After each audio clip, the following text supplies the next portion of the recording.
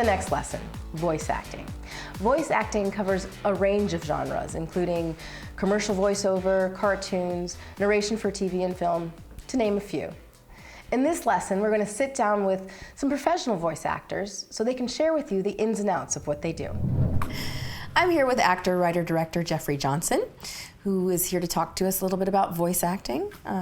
Tell us, where have we heard you? What is some of the work you've done? You've heard me. I've done a bunch of different kind of things. Most notably, I've been the voice of T-Mobile for 6.5 years, and it's been great. I'm very, very lucky to have gotten that job, and never expected it to last this long. I've done a whole bunch of different kinds of radio, film, radio, TV, industrial stuff, narrations. Did a couple of TV shows. One of the shows I like the most, and I hope it comes back, is a show called Port Protection, the National Geographic show. And I did a couple other, those weird Nat Geo, Animal Planet type narration stuff. A lot of different commercials. I was the voice, I was the fish whisperer for the Bonefish Grill for a little while. It's like, tell them the fish whisperer sent you. And it's a fun gig. Nice. And it's funny, this is a silly story, but I'd never been to one until a few months ago. And I went in and I was like, hey, I'm the fish whisperer. And they were like, we have no idea what the hell you're talking about. They didn't know, they didn't care, and I'm trying to brag about my job on the radio, and the servers are like, great, dude, would you like soup with that? Silly. But yeah, I've done dozens of commercials and TV shows as a voiceover artist, and it's been a lot of fun. Nice.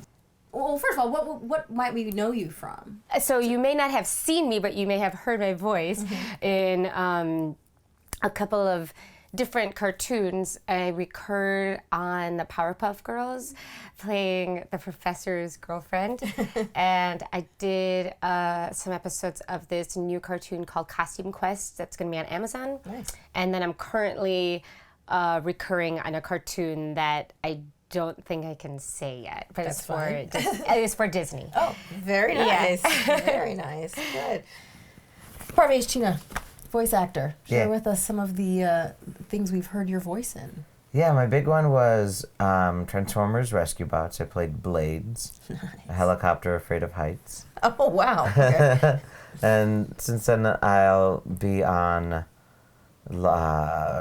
recurring on Craig of the Creek on Cartoon Network, Tots, Mira Royal, Indian Detective, and The Rocketeer for Disney. Lovely. Yeah, those are the current ones right now. Nice. So one of the things I talked about in one of my classes that I'd like to start off with is the why of acting. Why are you an actor? What made you decide to be an actor? Yeah, it's weird. It's the kind of thing where, like, I think my story is a lot like a lot of people. Like, I grew up kind of a big mouth and a show off, and started doing like theater in high school and whatnot. And then when it came time to kind of decide what you want to do with your life, you take those aptitude tests going into college, and they said I was probably well suited for the performing arts. What was your why for becoming an actor? Well, I think it's changed throughout the years. And, you know, I went to college, I was pre-med in college, and with the motivation to help people. That was why I wanted to become a doctor. However, throughout my life, I was always, you know, also a performer. And at some point, I kind of realized, and I think we all kind of have a mission on this planet, and mine was to help people, but medicine was maybe not the route that was in line with who I was too. And storytelling is so powerful, and I grew up, you know, watching TV, watching movies, reading books, going to the theater, and I was always inspired and I was always affected. So I wanted to be a part of that. And I also like to make people laugh.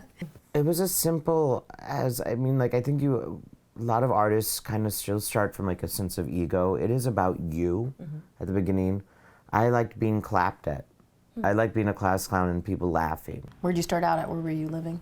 I started up in Massachusetts. I went to the University of Massachusetts for 2 years before I decided to drop out.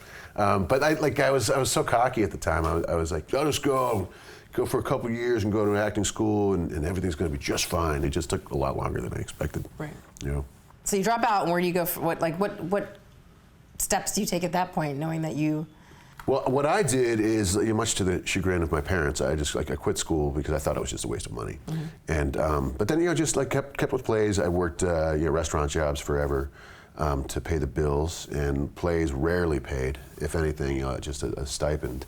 But it kept you busy, and it was training, and it kept your sword sharp because you're at it every day, and doing a bunch of shows a week, rehearsing all the time. So I thought that the theater, to me, even though it wasn't like Broadway, it was most of my training. So I went to some acting schools here and there, kind of flirted with some different professors and teachers, but I really thought that doing plays was my training. Right. I went to Loyola University, and I was doing theater there, and it was the theater department at Loyola had a huge responsibility in to me. I think their support and that's what kind of pushed me towards actually making the decision. Then after I graduated, I was like, oh my God, what am I doing? And so I kind of immersed myself into Chicago theater, and then I got into the comedy world a little bit in Chicago, and some of my friends and I started the first South Asian theater company in Chicago, Russica, and we got together and we would do staged readings, and then we started, collaborating in that way, and then I went to the Stanislavski Summer School, which was at Harvard. It was so amazing.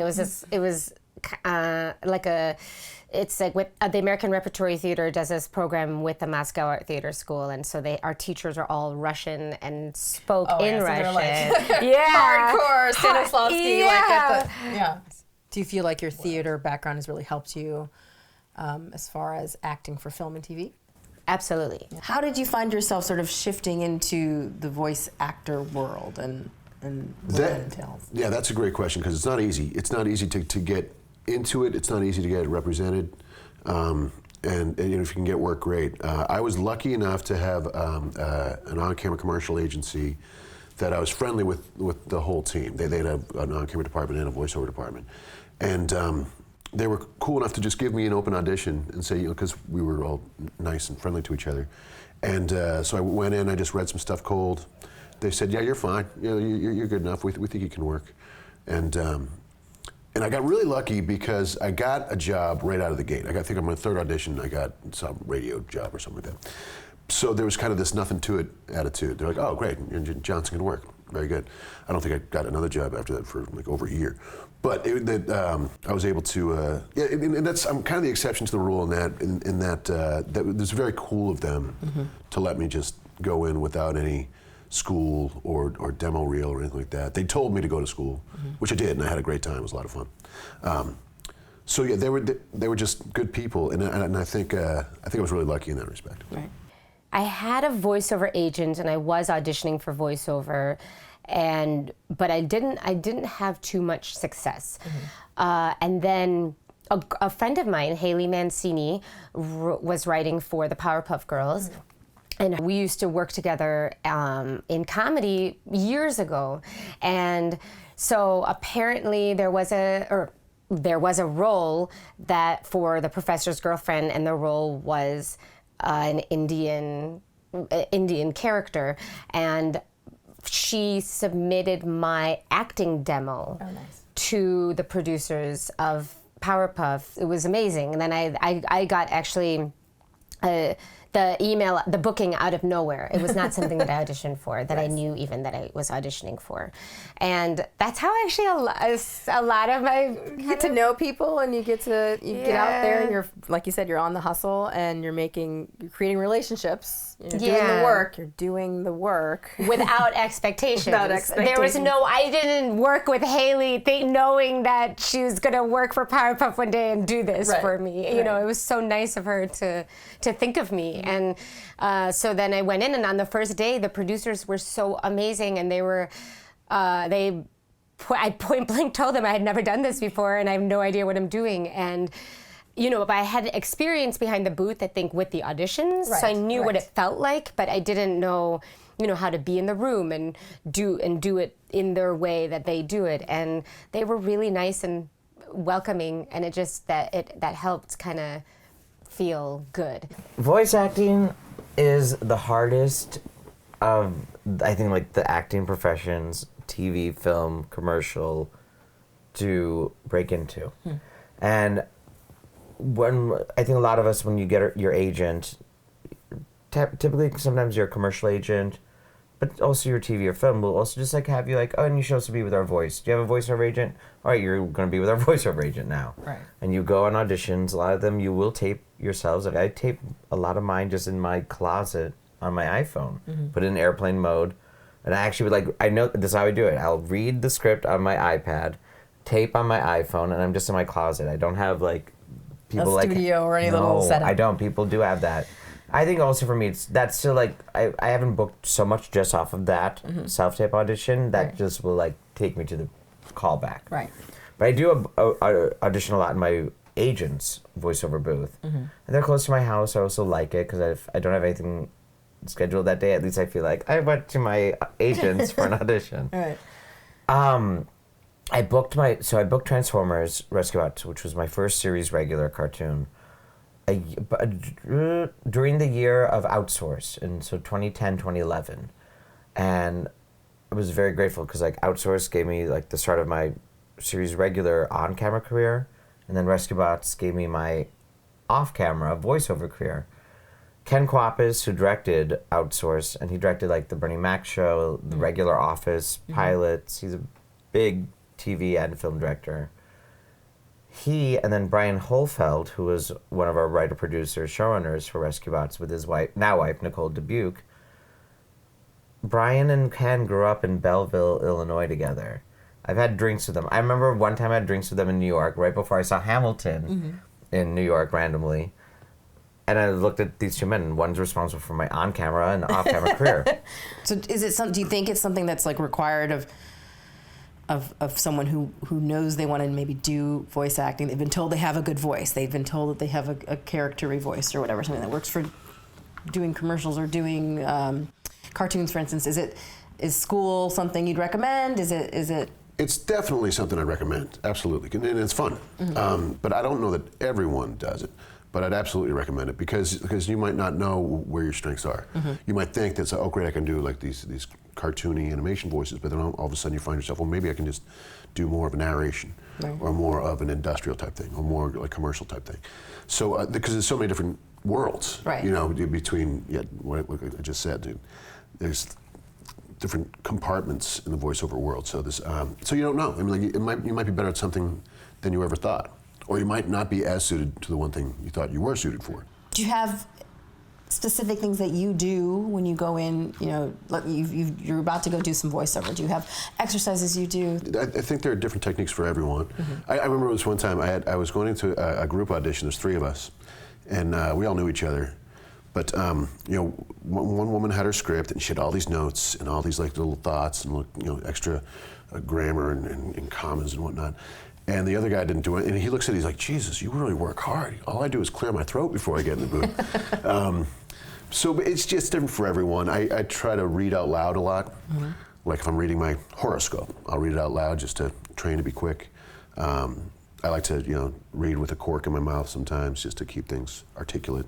But everyone's got different styles. Some people just clear their throat. The singers you hear, they're very careful with their Yeah. voice. As a voice actor, do you find that that's one of your exercises, one of the things that you are aware of? It's your instrument and therefore you're careful with it? Or Even though I'm not a professional singer, I'll do scales, just to warm everything up. Like if I'm on my way to a job, I'll be singing scales in the car or on my motorcycle or whatever. But not everyone does that. I'm sure that Sam Elliott doesn't do scales on the way to his voiceover sessions, and he's like one of the most popular voiceover guys in the world. Right. But yes, some of my theater training type exercises, like articulation things, I'll do. And sometimes you don't need to, but sometimes it's never a bad idea. Right. Break down, if you could, some tips, like some very specific tips about voice acting, be it, aside from just exercising your voice. What are some? Well, I mean, I don't know how specific it is, but it's important to find your own specific niche. Meaning, I kind of touched on it earlier. Just because you think you'd be a great cartoon voice, doesn't mean that you wouldn't be a great commercial voice as well. So pay attention to what your teachers suggest, and be open to surprises. Like you might surprise yourself what you're capable of. Yeah, just be ready to be amazed, because you can be. All of a sudden you're like, oh, there's a new trick that I didn't know. I didn't know that if I smile, then I'm automatically going to sound happier. A lot of times that's a direction. Because you say it, you smile as you say it, and you'd be amazed at how much that changes things just by faking a smile. I don't mean to smile, but all of a sudden I get lighter and more happy. You know. Oh yeah. But it was a fake smile. Right. But it still works. It works. Yeah. No, for sure. You know, the biggest thing is drinking a lot of water. And, you know, because I have had a few sessions where there was one where I was playing a normal character, but then also a monster. Okay. And then throughout the session, I was like grunting and getting into this deep part of my voice that I don't normally access, and really going for it. But then when it came back to being normal again, my voice was tired right. and was fried. And so that now is something, okay, now I know if I ever have to do that, I can go in and tell them ahead of time, you know, can we do the normal voices first? And then, Oh, yeah. Right. Yeah. Because it is your instrument. I mean, it's like it is. becomes your whole instrument at that point. Yes, Right. exactly. Sort of like singing, you know, and you do have to really make sure you're hydrated, make sure you're breathing properly, make sure you're, you know, and then it's also understanding how you sound you know, because like now I'm doing a lot of voiceover auditions, and sometimes I'm doing that home, sometimes I'm doing it at CESD, my agent, and they you know, you have to kind of know understand pace and understand how what age you're going to sound, you know, because with animation you can be reading for a 13-year-old boy or a 25-year-old princess or a 5-year-old, you know, superhero. And so kind of understanding how different ways to change your voice to match that. Right. Do you do exercises and stuff? Like in addition to hydrating, are there certain techniques you utilize, like specific techniques that you can maybe share that you might? There are definitely breathing. I will always make sure to center my breath and do meditation before. Now I'm kind of doing that every day anyways, but I do want to always make sure I'm doing it on a day that I'm going to do voiceover, because it just having that kind of control over your breath is so important. I definitely drink a lot of warm water, and sometimes I do mouth exercises, like rolling your tongue around your mouth to get the juices flowing, right? And I'll do sometimes vocal warm-ups, like singing warm-ups, like and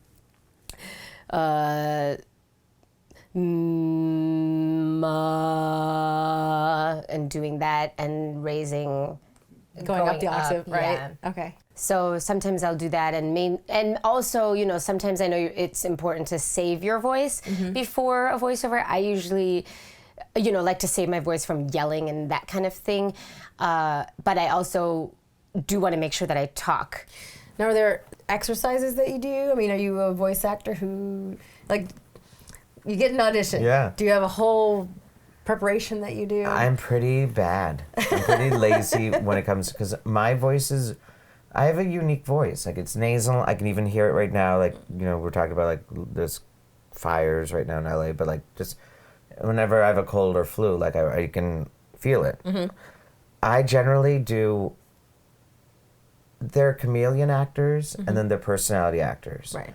And I'll use Gary Oldman, I feel like, is a chameleon. I always forget what he sounds like, what the real Gary Oldman is. Right. A personality actor, I think of it like a Kevin Hart or a Ellen DeGeneres. 'Cause I think Ellen DeGeneres, her, you know, Dory in Finding Nemo films is fantastic.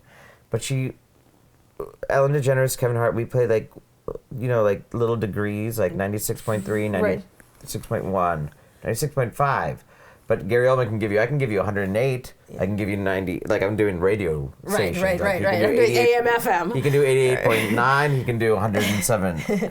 I'm just right here. Mm-hmm. So even with my voice work, I can just do like I just do. It's a very thing because like I'm getting it because of my timing of my delivery, and I can do a nasal, annoying character really persnickety, tattletale, well. Great. So I don't do that much work. And and again, this is different than like, say, my theater work, where like rehearsing for 4 weeks, memorization.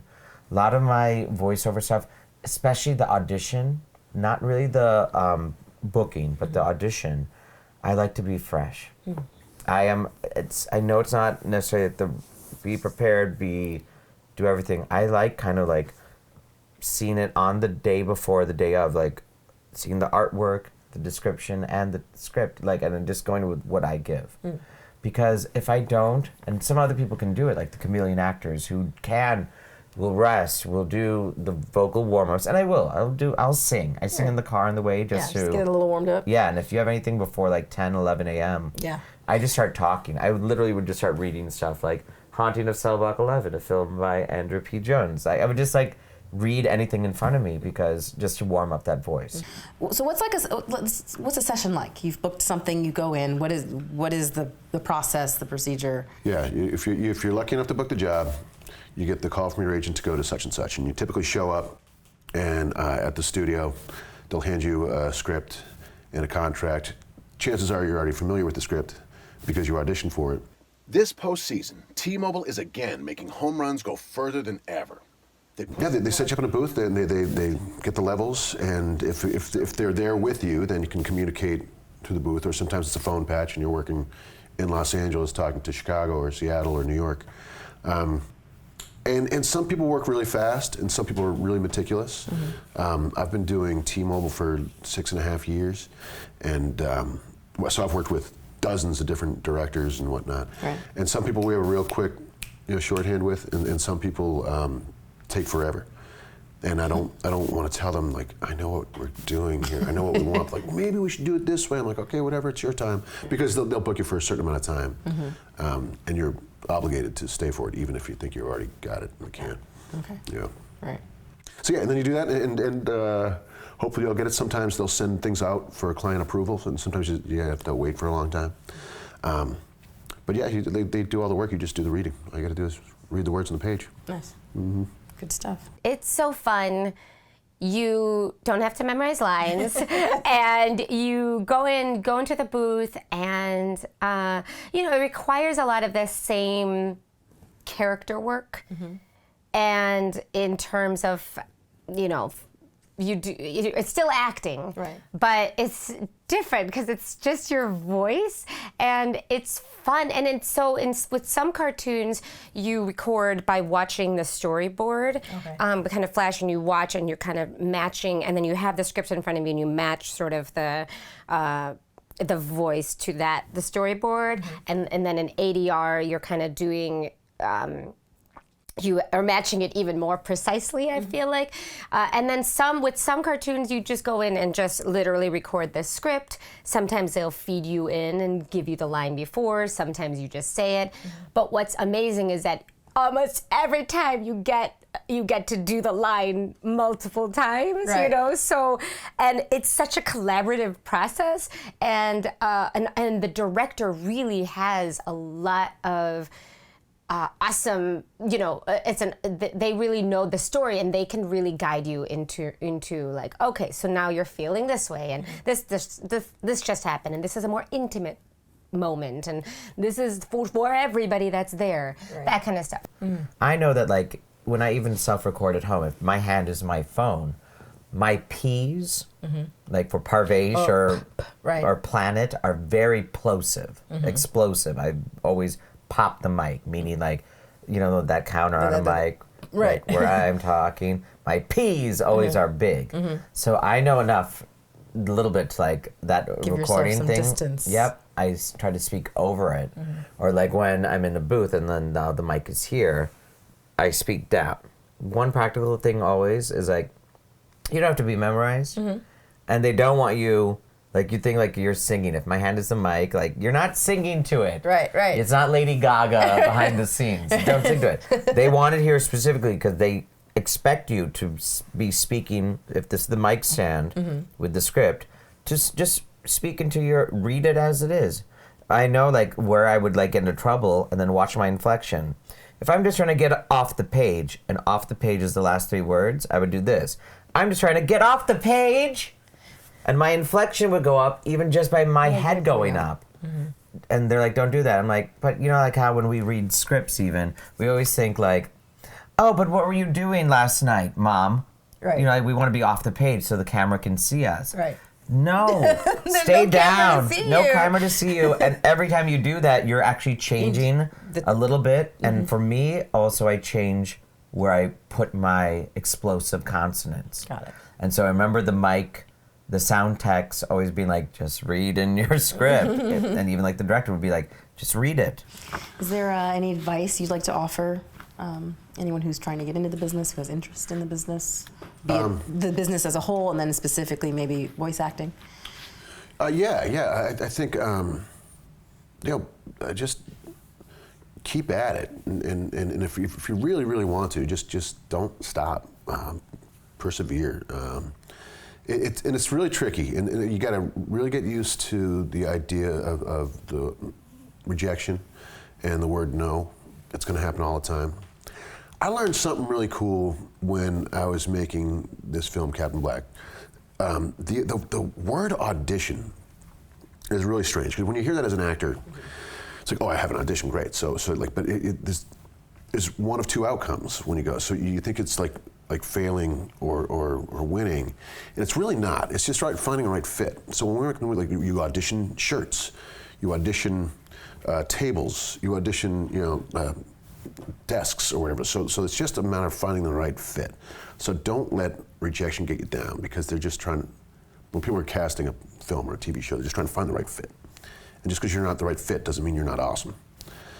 So cause you hear the word no so often, it starts to get you down, but just don't let it. And in a whole side note too, and this is something I know you know, it's the film and TV industry is really unfair to women, and the jobs dry up so quickly, and with dudes we get more distinguished or sophisticated.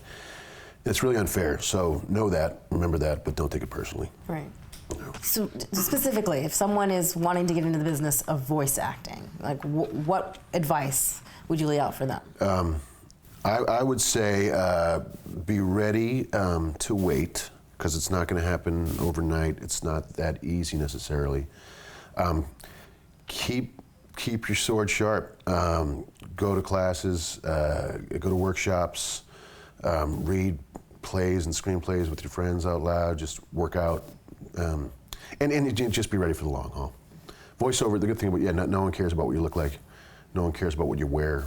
You can go to work in your pajamas, people often do. You don't have to take a shower. You don't have people like putting makeup all over your face. But just be as playful as possible, and just keep doing it. Yeah. Learn your voice. Use your voice. Well, that's good. Learn your voice. Yeah. I mean, yeah, right? That could be the title of this episode, is Learn Your Voice. Learn your voice. Yeah, I mean, I guess it makes sense. You're trying to figure out, like, who you are, but, I mean, where you'd fit, or what kind of work you do. And it's a vast world, so you'll fit someplace. Yeah. I mean, like regardless of how specific or broad it is, there's room for everyone. Right. I would say create a voiceover demo, because that is something you will need. And a biggest thing that helped me, I feel like, was ironically the auditions, because I must have done 200 voiceover auditions, but that was all experience. The auditions themselves were like a class, really, because now that is a thing. When I'm working, I don't feel nervous about the microphone, the placement, how close you are, how far you are. Do I sound funny? Yeah, and that came from the audition experience, that kind of real life. It really, and then I think I'll continue to grow by doing this more, both audition and doing actual voiceover. So I guess, for somebody who's, you want to set up a voiceover sort of studio at your home, which for me right now is literally a box, and I have a microphone that I stick in there. And Oh, nice. Yeah, and that's what I use. Right. I remember when I started in like 02, 03, everyone needed a voiceover demo. And back then, we made a demo where we used just commercial copy from real commercials. Just put it together. Remember, I definitely had like a kid voice, and I had like something like kind of faux European, and then obviously I had an Indian accent too, just to have it. Right. And it did help somewhat with like auditions, but I didn't really use it that much. And then after getting Rescue Bots, they just keep using now clips. So everything has shifted to like, you don't have to fashion this perfect reel. Basically just get some clips. And if, like I said, if you don't have one, just use copy that you like. It's out there to be used. If you can just Google or search online or ask any of your voiceover friends, like, do you have any of your scripts that are okay to be used? You know, something that's already aired. Record it. It's a big class kind of industry too. Okay. A lot of people do take classes for it. Carol Day Kimball, Kazmalison, I think. There's a big one. I forget. It's like an Armenian name. But these are the ones that people go to. They help you get work too. There's a big voiceover guide as well that's published twice a year. And it is a little bit of like who you know. So that's why classes do help. Right. Because it is a thing, and I know some people don't necessarily like it, and it's not a pay-to-play thing. I don't want that to be confused by any means. But a lot of casting directors do teach classes. Right. Voiceover casting directors are people who also do a lot of the things. They are actually editing and recording, so they do have that knowledge behind the computer and the editing booth too. So it's not unheard of for them to also make reels. It's also kind of a one-stop shop. Well, thank you so much for joining me today and offering some really, I think, solid advice. Thank you. It's good to have these talks because you think you know stuff and you never stop learning. So it's always important to talk to compatriots and because you never know what you're going to learn. Right. I think it's good to know too that like between the guy who's walking in the background to Brad Pitt, you can have a solid career doing a number of things. Yeah, absolutely. Yeah. Well, thank you, Parvesh, for your time and course. your advice, and it's great having you here. Yay, voice work. Yes, get it if you can. You can get it, and once you're in, just ride the wave and be happy. Right, and stay in. And make friends, because like no one wants to work with a jerk. Right. That's Even in another- voice acting. Even in voice acting, like it is more so, because everyone is nice. I have still not met a diva in the voice world. I want to thank you for coming here and sharing your wonderful insight and life experience and stories. Thank you for joining us today. Looking forward to seeing you guys again soon. Thank you so much. Well, that's it for today. Thanks for watching, and stay tuned for our next great lesson.